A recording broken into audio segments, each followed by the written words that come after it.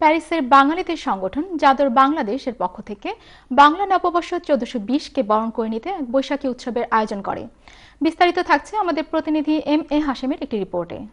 অঙ্গীকারদীপ্ত বাংলাদেশি সংস্কৃতিতে স্লোগানকে সামনে রেখে জাদর বাংলাদেশ প্যারিস ফ্রান্সের উদ্যোগে বাংলা বর্ষবরণ উপলক্ষে নতুন বছর 1420-কে বরণ করতে বৈশাখী উৎসবের আয়োজন করা হয়।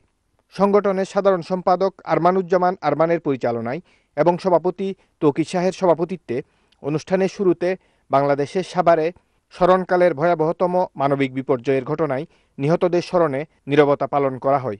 লাকুন্নু পার্কে বৈশাখের এই অনুষ্ঠানে প্রধান অতিথি হিসাবে উপস্থিত ছিলেন ফ্রান্সের বাংলাদেশ দূতাবাসের কমার্শিয়াল কাউন্সিলর ফিরোজ উদ্দিন। এছাড়া বিশেষ অতিথি হিসাবে আলোচনায় অংশগ্রহণ করেন কমিউনিটি ব্যক্তিত্ব হায়দার হোসাইন, এম.এ. তাহের, মিয়া মানিক, খান নওয়াজ।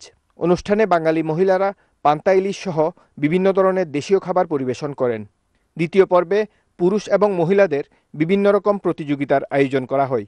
বৈশাখী উৎসবের যে আয়োজন করা হয়েছে সেখানে আসলে আমরা মহিলারা সহ পারিবারিকভাবে একটি সুন্দর দিন উদযাপন করতে পেরেছি। বৈশাখী শুভেচ্ছা জানাচ্ছি।